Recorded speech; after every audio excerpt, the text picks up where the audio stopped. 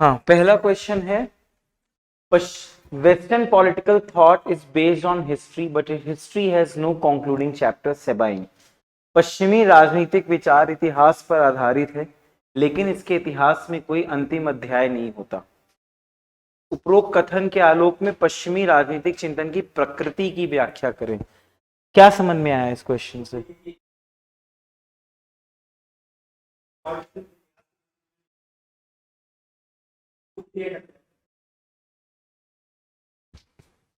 Sabine समझे तो क्या आया समझ में?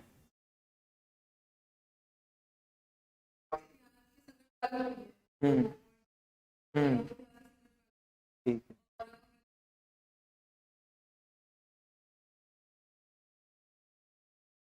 हम्म। हम्म।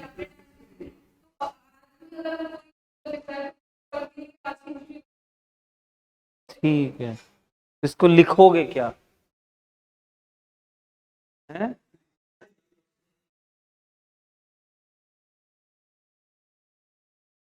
ये इसमें से पढ़ लो ना, लिख लो।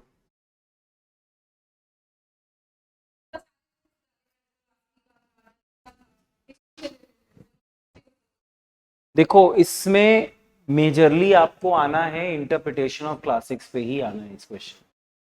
ठीक है, क्योंकि देखो हिंट मिल गई है सेबाइन की यहाँ पे। ठीक है, सेबाइन कौन, तीन मेथड्स हैं करने के। ठीक है, संदर्भात्मक, टेक्सचुअल और ये।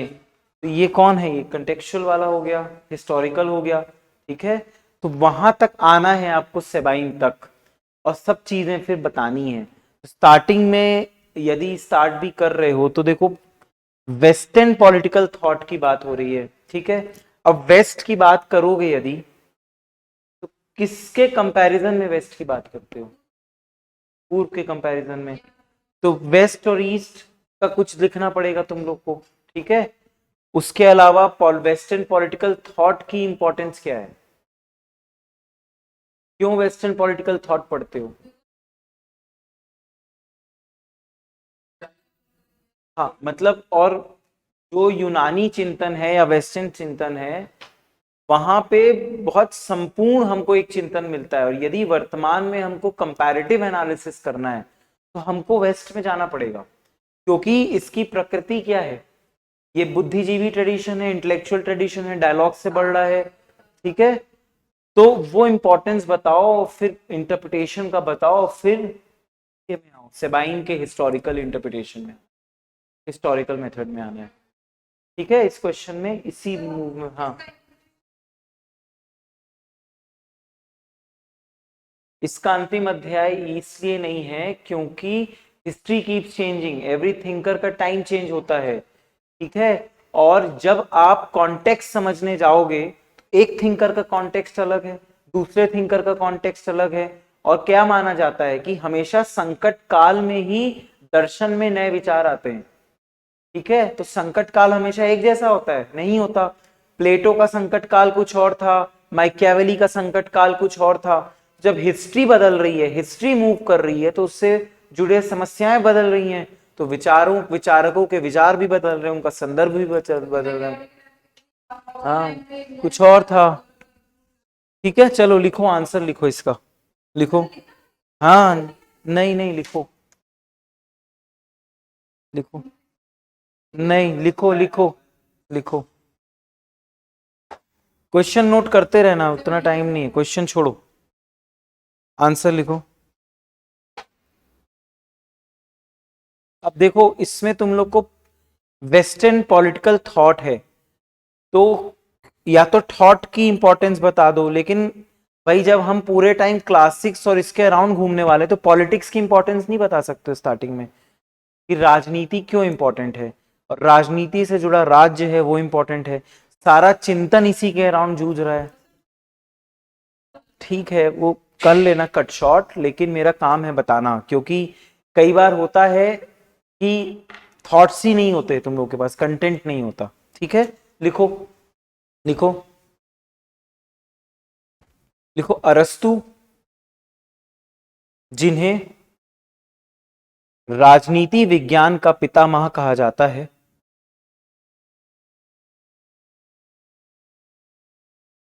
उनके अनुसार उनके अनुसार मानव मूल रूप से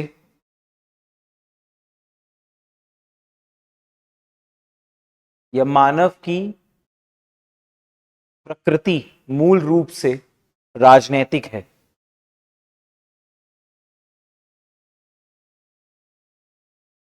ठीक है, देखो, अतः अतः यह भी स्वाभाविक है कि मनुष्य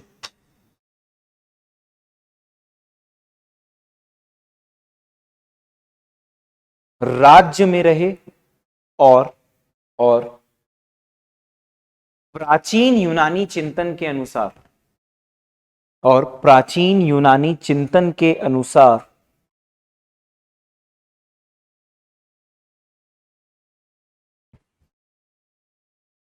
एक सार्थक जीवन बिना राज्य के असंभव है।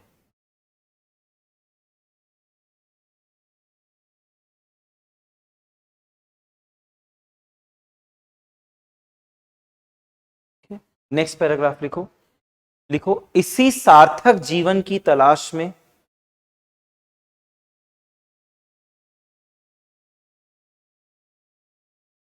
पश्चिमी दार्शनिकों ने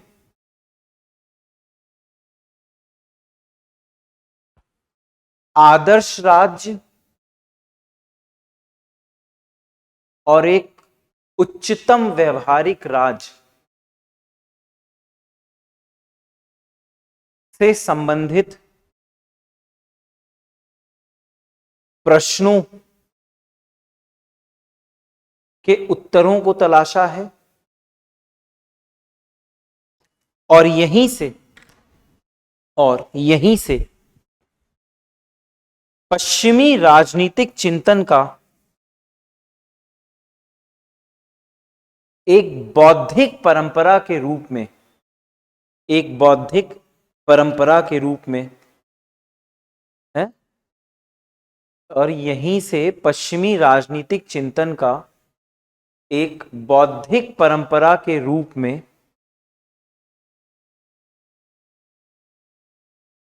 जर्नी को क्या बोलते हैं, हाँ, बौद्धिक परंपरा के रूप में यात्रा आरंभ होती है। ठीक है, लिखो,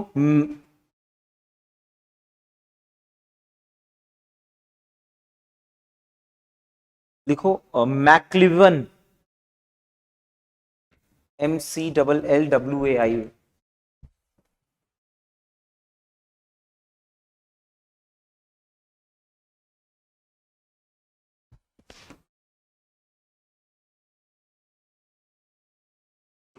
मैक्लिवन के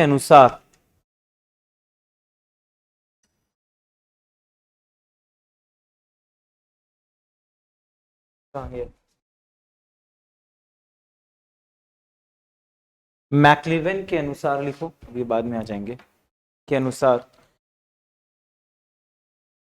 यूनानियों के राजनीतिक चिंतन को समझे बिना, तुम समझ रहे हो इसमें हम कर क्या रहे हैं, वेस्टर्न पॉलिटिकल थॉट की इंपॉर्टेंस पहले स्टैब्लिश कर रहे हैं और फिर आगे जाकर बाकी चीजें कर रहे हैं, क्योंकि क्वेश्चन किस पे है, वेस्टर्न पॉलिटिकल थॉट की प्रकृति को बताना है उस स्टेटमेंट के संदर्भ में। ठीक है, तो इंट्रोडक्शन में हमेशा वेस्टर्न पॉलिटिकल थॉट की इंपॉर्टेंस बताओ उसमें, और फिर आगे बढ़ो कि कहां से सेबाइन आ रहा है। ठीक है, डायरेक्ट ऐसे नहीं, मतलब आपको कोर समझना है, क्योंकि सेबाइन किसके बारे में बोल रहा है, वेस्टर्न पॉलिटिकल थॉट के बारे में बोल रहा है वो। ठीक है, क्लासिक्स क्यों कर रहे हो, वेस्टर्न पॉलिटिकल थॉट समझने के लिए क्लासिक्स पढ़ रहे हो। ठीक, लिखो, के अनुसार यूनानियों के राजनीतिक चिंतन को समझे बिना हम मध्य युग व आधुनिक युग के चिंतन का उपयुक्त ज्ञान प्राप्त करके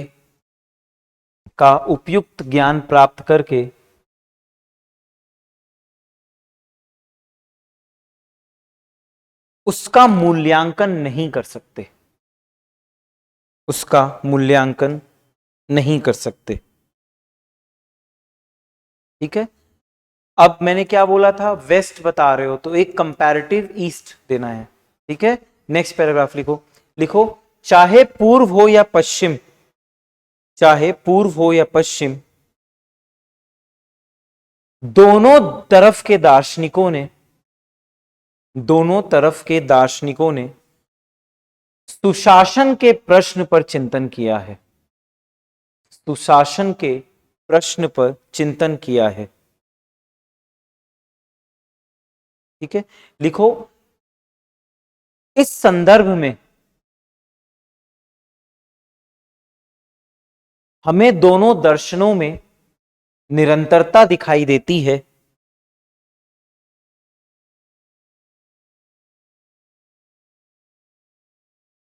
परंतु परंतु भीकू पारेख के अनुसार, परंतु भीकू पारेख के अनुसार यह निरंतरता सीमित है, यह निरंतरता सीमित है, क्योंकि क्योंकि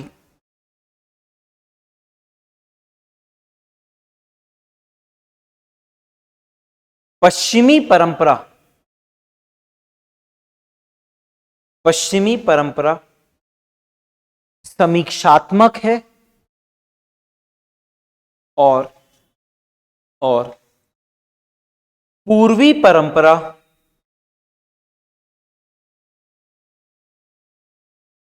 उपदेशात्मक। ठीक है, लिखो, इसी कारण, इसी कारण, इसी कारण पश्चिमी परंपरा, ब्रैकेट में भारतीय लिख लेना। ठीक है, इसी कारण पूर्वी परंपरा, इसी कारण पूर्वी परंपरा, ब्रैकेट में लिखो भारतीय, में हमें भव्य निरंतरता देखने को मिलती है।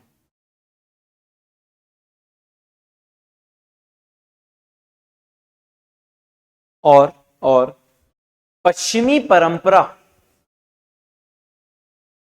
इसलिए एक बुद्धिजीवी परंपरा है। अब ये बुद्धिजीवी परंपरा को अंडरलाइन करना है, ये सब चीजों को। ठीक है, इसलिए बुद्धिजीवी परंपरा है क्योंकि क्योंकि इसमें निरंतर वाद विवाद और द्वंद्व चलता है।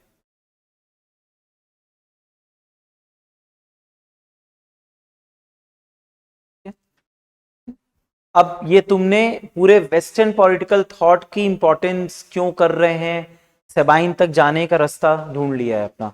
ठीक है, अब नेक्स्ट पैराग्राफ लिखो, नेक्स्ट पैराग्राफ लिखो। लिखो, जहां तक पश्चिमी चिंतन की प्रकृति की बात है,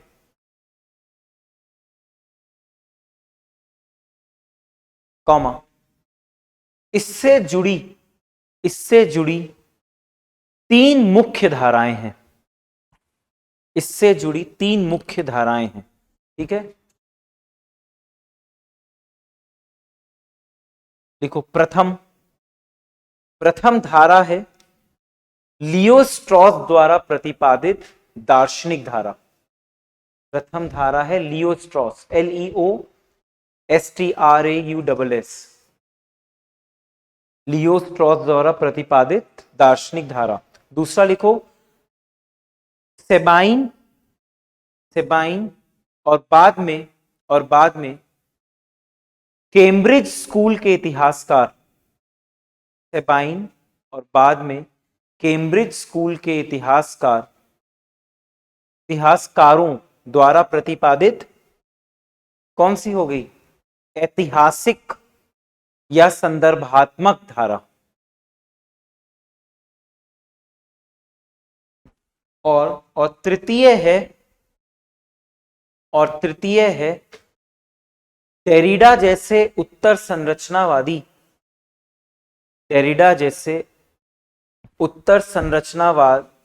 संरचनावादी विचारकों की व्याख्यात्मक धारा।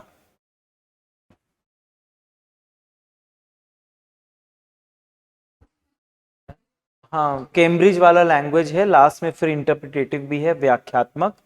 ठीक है, पाठ्य विषयक ही फिलोसॉफिकल होता है, टेक्सुअल। फिर एक कैम्ब्रिज वाला ही लैंग्वेज है, फिर देन इंटरप्रिटेटिव है फाइनल। ठीक है, तो मैंने भी लिखा दिया है, तो व्याख्यात्मक है, कॉन्टेक्चुअल लगभग सेम है। ठीक है, फिर इसके बाद आ रहे हैं इंटरप्रिटेटिव वाले, वो कह रहे हैं सब चीज डीकंस्ट्रक्ट करो, किसी भी चीज की मीनिंग आप नहीं निकाल सकते हो। ठीक है, अभी आप आ रहा, अब तो आ रहा होगा, ये तो किया है। ठीक है, लिखो नेक्स्ट पैराग्राफ। हमारे क्या हो गया है, पथरी का दर्द। नेक्स्ट पैराग्राफ लिखो। लिखो, लियो स्ट्रॉस जैसे लियो स्ट्रॉस जैसे विद्वान मानते हैं कि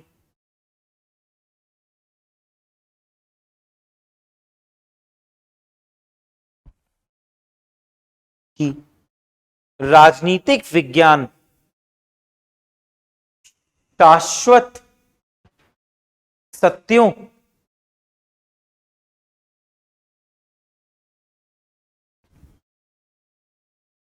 की शाश्वत सत्यों का विज्ञान है, इसलिए इसलिए इससे जुड़े विचारों को इससे जुड़े विचारों को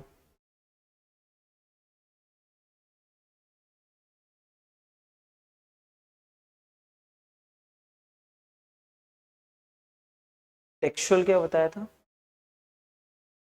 हाँ, इससे जुड़े विचारों को पाठ विषयक मानते हुए समझना चाहिए।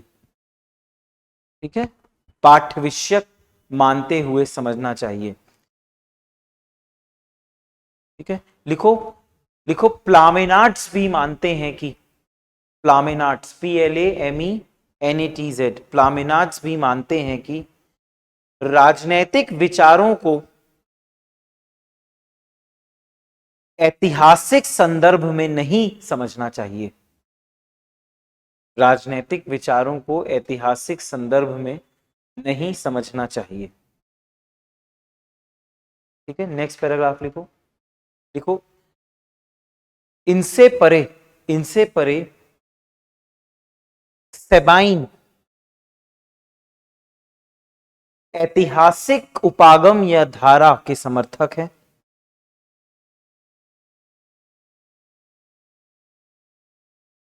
और और ऐतिहासिक उपागम इसलिए सर्वश्रेष्ठ है क्योंकि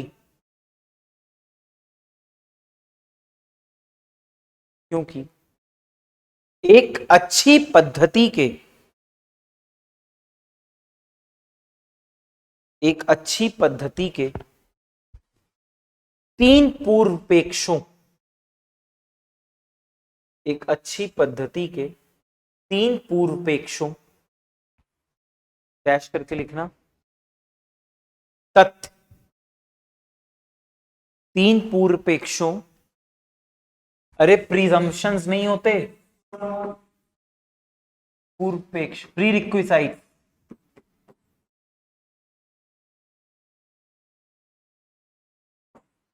ठीक, मतलब ये जरूरी है ये होना, ये तीन पूर्व, तुम पानी पी के वो वॉशरूम हो, ठीक है, के तीन पूर्वपेक्षों, डैश करके लिखना, तथ्य, कौमा, कारण एवं मूल्यांकन।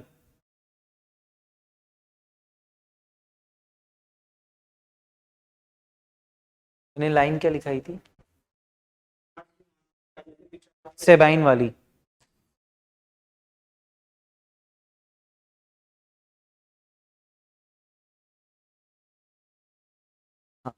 इसमें इसमें निहित है, इसमें निहित है।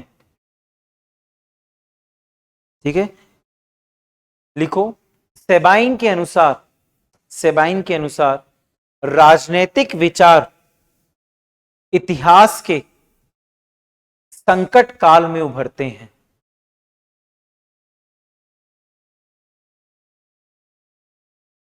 ठीक है। अतः अतः राजनैतिक चिंतक, अतः राजनैतिक चिंतक उन चिकित्सकों के समान हैं जो जो अपने ऐतिहासिक समय की समस्याओं को, अपने ऐतिहासिक समय की समस्याओं को सुलझाने की कोशिश करते हैं। ठीक है, आ गया जो मेन क्वेश्चन था।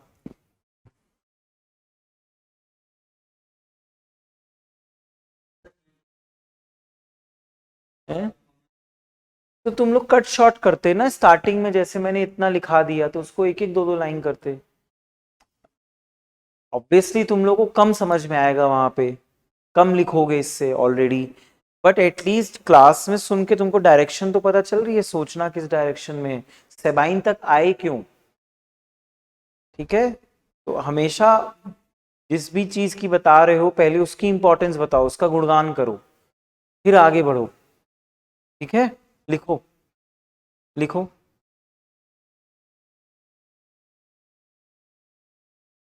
ठीक है, लिखो। सेबाइन ने भले ही पश्चिमी चिंतन को इतिहास में देखा हो,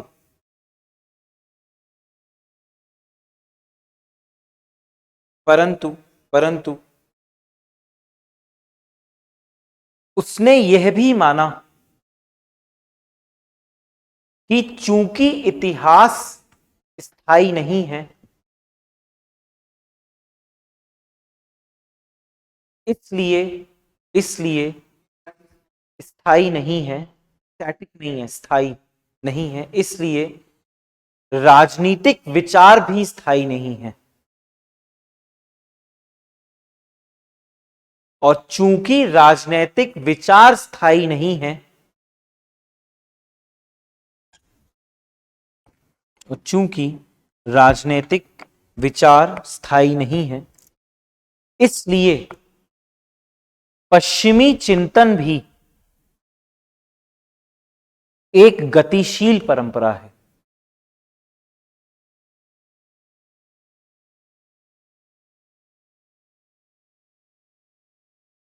ठीक है, नेक्स्ट पैराग्राफ लिखो। लिखो, उदाहरण स्वरूप भले ही भले ही ऐसा माना जाता है कि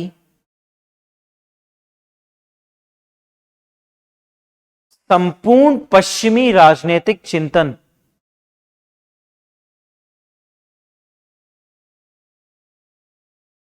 प्लेटो और अरस्तु की पाद टिप्पणियां हैं, पदचिन्ह है, फुटनोट। ठीक है, पदचिन्ह है,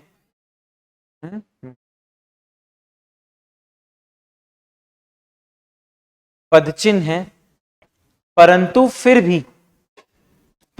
फिर भी आगे आने वाले सभी दार्शनिकों ने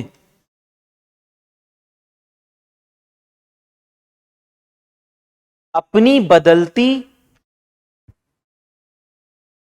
स्थितियों, संदर्भ और और इतिहास के प्रभाव में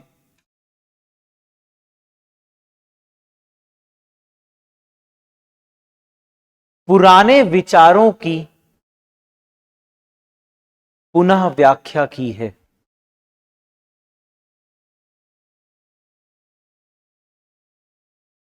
ठीक है, लिखो लिखो। क्यों यह दर्शाता है कि इतिहास का कोई अंतिम अध्याय नहीं है। ये जो वर्ड्स थे ना क्वेश्चन के, वो बार बार पिक करके डाला करो लिंक करने के लिए। ठीक है, इतिहास का कोई अंतिम अध्याय नहीं है, पूर्ण विराम। नेक्स्ट पैराग्राफ लिखो। लिखो, ना केवल इतिहास का कोई अंतिम अध्याय है, ना केवल इतिहास का कोई अंतिम अध्याय है, अपितु अपितु इसकी प्रकृति का भी कोई निष्कर्ष नहीं।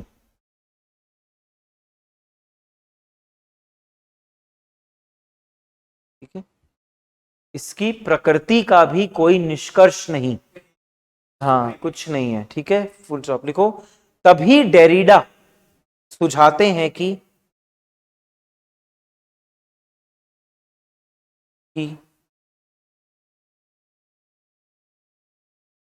पाठ्यों की कोई अंतिम व्याख्या नहीं होती और हर शब्द का अर्थ प्रवाहित होता रहता है। ठीक है, अतः अतः एक पाठ्य के कई अर्थ हो सकते हैं।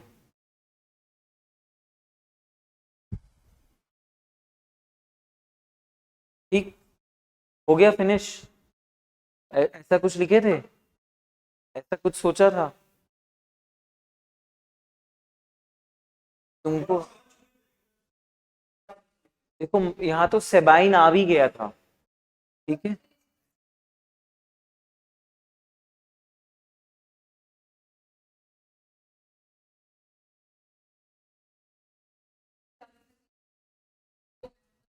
चलो मैं देखूंगा कितना क्या फ्लो है। ठीक है, चलो क्वेश्चन नंबर 2 में आओ। देखो, दार्शनिक शासक या राजा प्लेटो के आदर्श राज्य का आधार था, टिप्पणी करें। Philosopher ruler was the lynch pin of Plato's ideal state.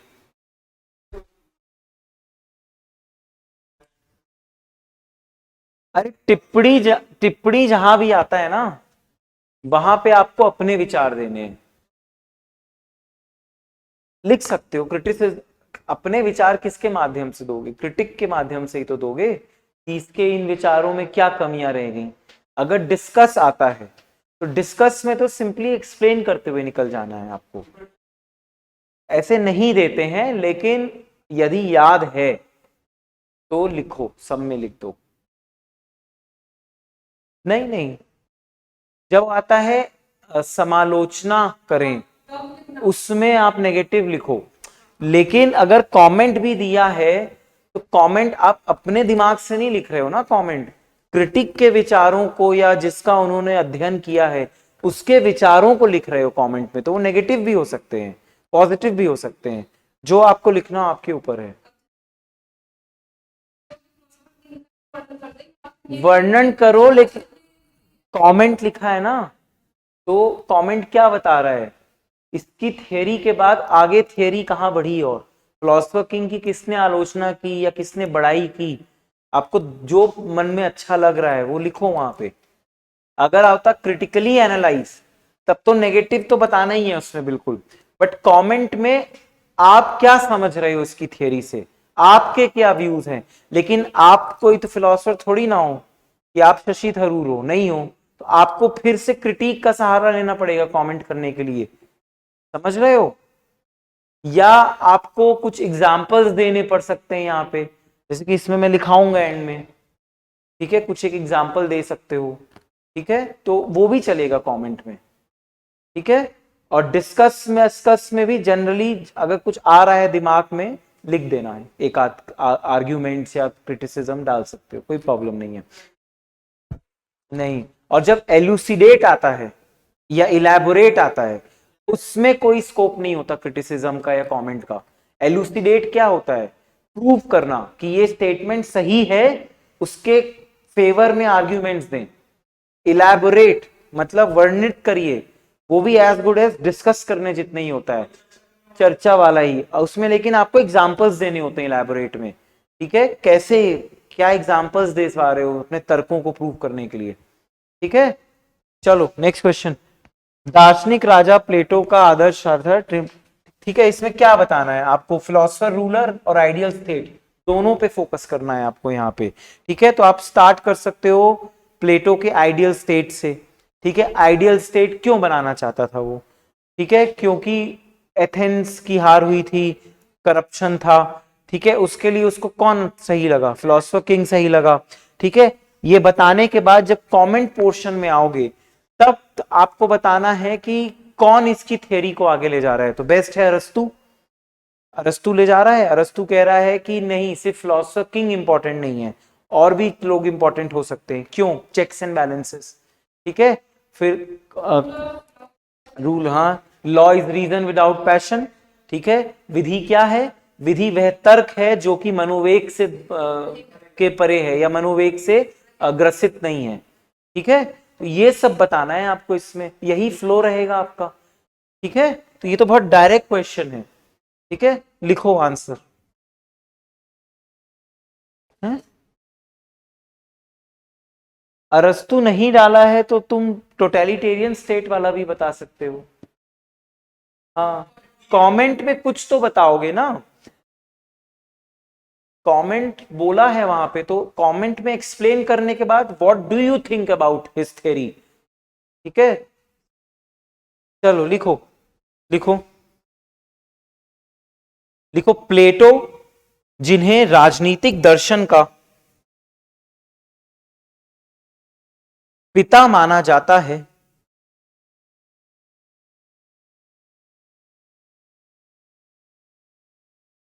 पिता माना जाता है, उन्होंने अपनी पुस्तक, उन्होंने अपनी पुस्तक रिपब्लिक में, रिपब्लिक में एक आदर्श राज्य का सिद्धांत दिया है।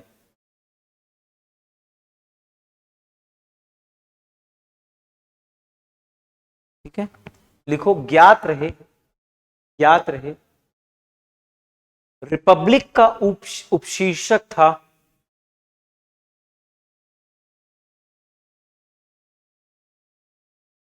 न्याय से संबंधित, कंसर्निंग जस्टिस। ठीक है, न्याय से संबंधित। ठीक है, लिखो, लिखो, प्लेटो का आदर्श राज्य एक न्यायोचित राज्य था। ठीक,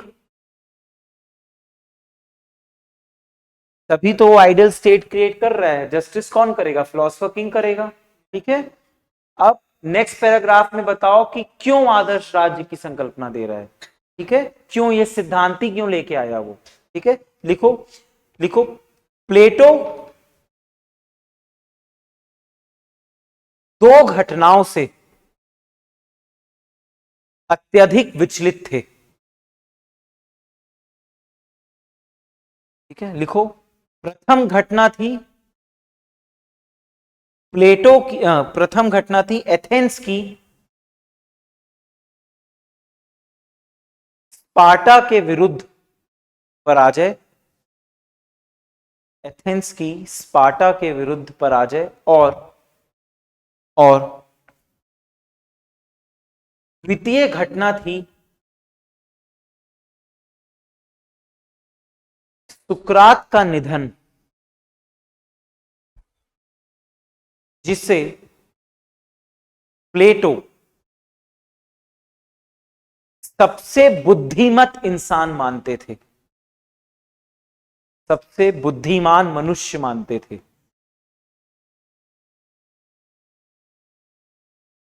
ठीक है, लिखो, लिखो, अतः, इसी में लिखना, अतः, अतः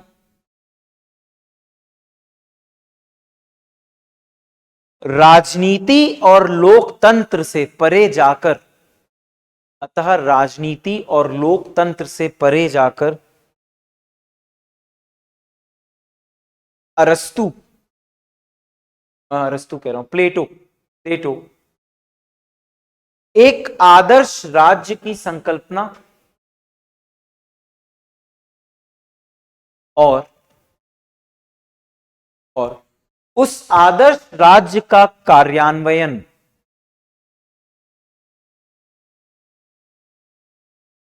उस आदर्श राज्य का कार्यान्वयन करने में लग गए। ठीक, अब इसमें ये बताओ आदर्श राज्य की संकल्पना कहां से दे रहा है वो? आइडियल स्टेट किससे गवर्न होता है? जहां पे रूल ऑफ नॉलेज हो। ठीक है, तो रूल ऑफ नॉलेज की थ्योरी कहां से आ रही है? वर्ट्यू इज नॉलेज, सद्गुण ही ज्ञान है। ठीक है, तो नेक्स्ट पैराग्राफ में वो बताओ। ठीक है, लिखो लिखो। हैं? अरे तो सीखोगे ना, बार बार पढ़ोगे, अभी घर जाके एनालाइज करना। ठीक है, तो ये डिस्कशन इसीलिए बोलता हूँ सामने आओ डिस्कशन में। पिछले टेस्ट सीरीज में बहुत गन मचाया है। ठीक है, लिखो लिखो। यहां पर हम प्लेटो पर अरस्तु के मंत्र, अरस्तु के मंत्र मंत्र सुकरात के मंत्र, मंत्र मंत्र वर्ट्यू इज नॉलेज, सुकरात के मंत्र सद्गुण ही ज्ञान है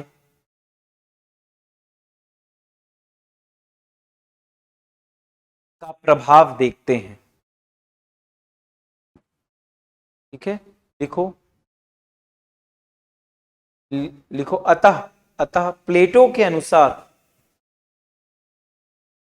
अतः प्लेटो के अनुसार यदि एथेंस को एक सद्गुणी और आदर्शवादी राज्य बनना है,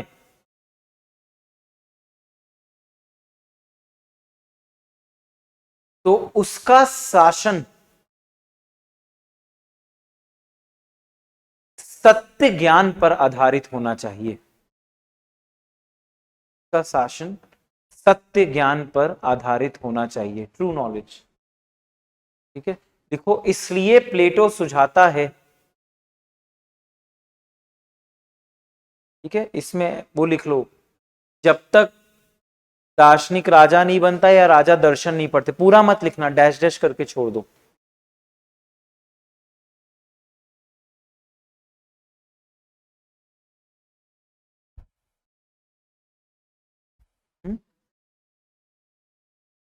जब तक हाँ, और जब तक ये नहीं करवाया मैम ने अभी क्लास में, इन लोग ये लोग नए स्टूडेंट है, ऐसे लिख के छोड़ दो। ठीक है, अंटिल फिलोसफर्स आर किंग और किंग रीच फिलोसफी। ठीक है, चलो नेक्स्ट पैराग्राफ लिखो। ठीक है, लिखो चूंकि चूंकि प्लेटो को एथेंस को आदर्श राज्य बनाना है, इसलिए इसलिए स्वाभाविक है कि एथेंस का शासक एक दार्शनिक राजा होगा। ठीक है, लिखो लिखो। अपने इस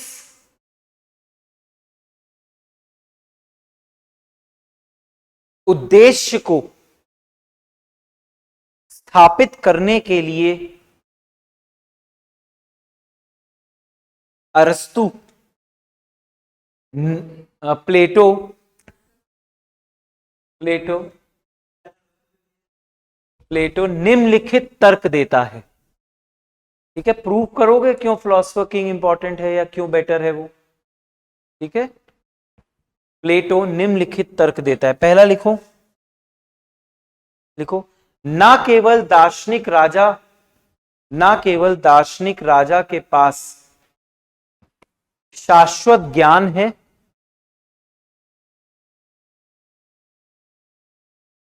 अपितु उसके पास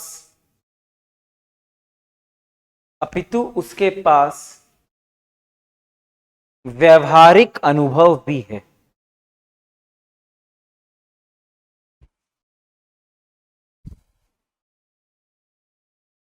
ठीक है, क्यों आया ब्रैकेट में लिख दो, शिक्षा प्रणाली से आया है, शिक्षा नीति से, तभी एक्सपीरियंस है। ठीक है, अभी आप लोग के नहीं आ रहा होगा समझ में, बट ठीक है लिखो, ऐसे ही होता है, टेस्ट सीरीज ऐसे ही होती है। ठीक है, लिखो दूसरा रीजन, लिखो लिखो लिखो, दार्शनिक राजा ना केवल, दार्शनिक राजा ना केवल ज्ञान का प्रतीक है, अपितु वह त्याग का भी परिचायक है। हाँ ठीक है, लिखो, ना तो उसके पास संपत्ति है, हाँ इसी में, ना तो उसके पास संपत्ति है, ना ही उसके पास परिवार है, जिसके परिणाम स्वरूप वो कभी भ्रष्ट भी नहीं हो सकता।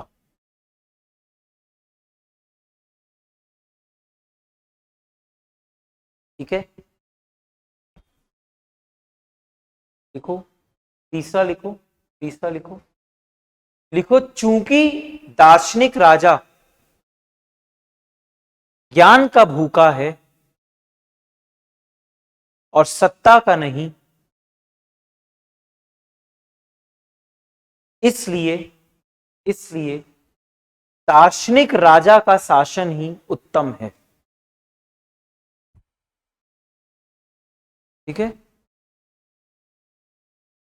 क्यों ऐसा? दो states are best govern where rulers are reluctant to govern. ठीक है, लिख लो ऐसे, लिखो, प्लेटो के अनुसार वो राज्य सुशासित होते हैं जहां जहां के राजा राज्य करने में झिझकते हैं।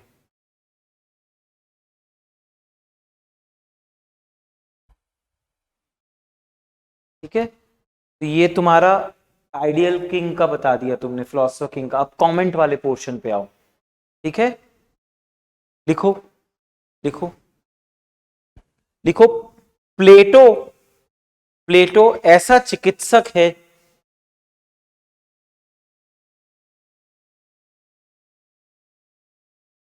जिसने जिसने समस्याओं के लक्षण को तो सही पहचाना है, परंतु उसका निर्धारण अतिवादी है। बेकार नहीं, परंतु उसका निर्धारण अतिवादी है। ठीक है,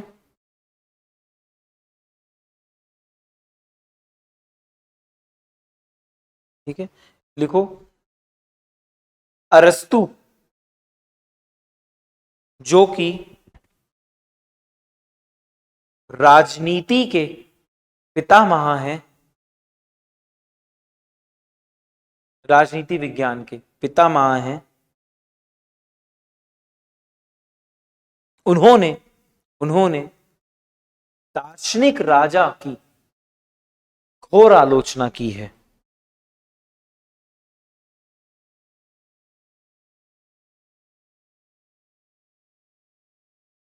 ठीक है, नेक्स्ट पैराग्राफ लिखो, लिखो, अरस्तु मानते हैं कि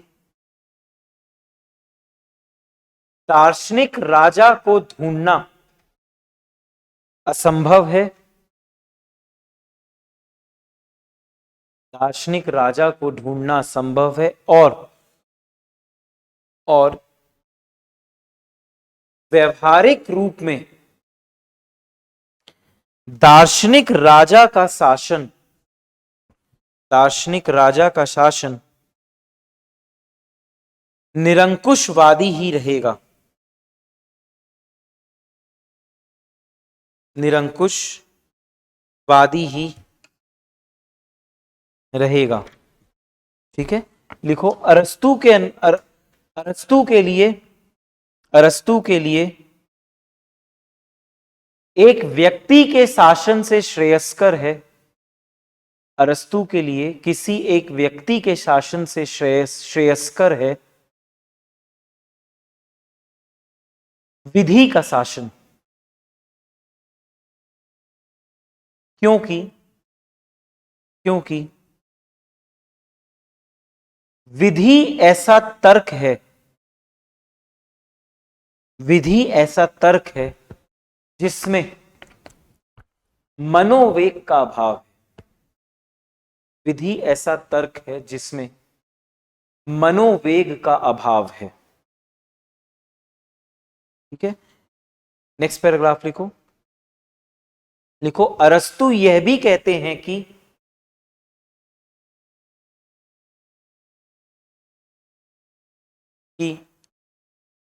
शासक को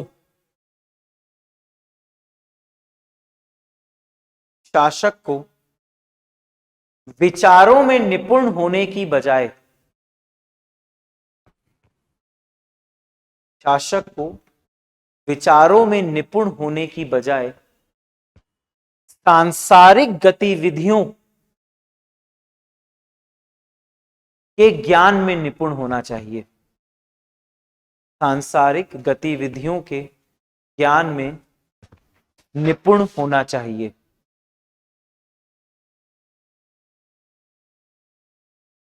ठीक है, लिखो लिखो, अरस्तु का मानना है कि राज्य परिवार नहीं होता, अपितु अपितु परिवारों का परिवार होता है। परिवार नहीं होता, अपितु परिवारों का परिवार होता है।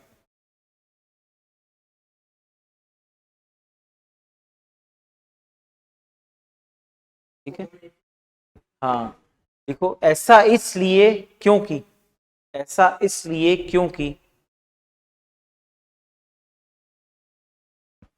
एक राजमर्मज्ञ की सत्ता, स्टेट्समैन, एक राजमर्मज्ञ की सत्ता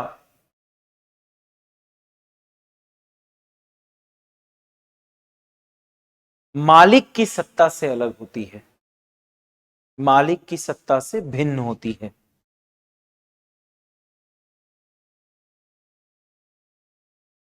ठीक है, नेक्स्ट पैराग्राफ लिखो। लिखो, अतः अतः जब हम प्लेटो और अरस्तु के विचारों की तुलना करते हैं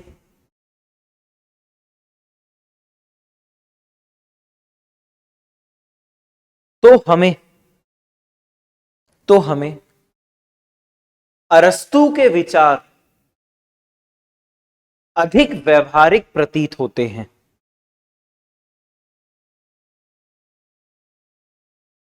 ठीक है, लिखो, इसका एक उत्कृष्ट उदाहरण हमें भारत में ही देखने को मिलता है।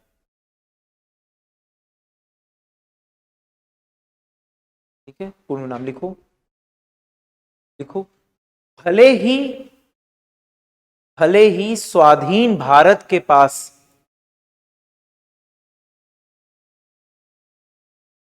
गांधी, नेहरू, पटेल जैसे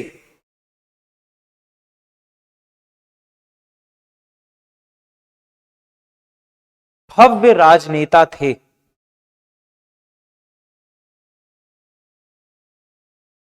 जिन्हें दार्शनिक राजा बनाया जा सकता था, परंतु फिर भी संविधान सभा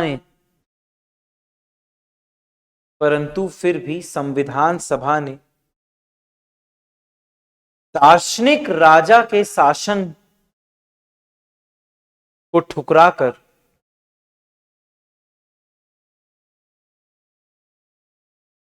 संविधान सभा ने दार्शनिक राजा के शासन को ठुकराकर विधि के शासन की नींव रखी। आ गया कमेंट समझ में? ठीक है,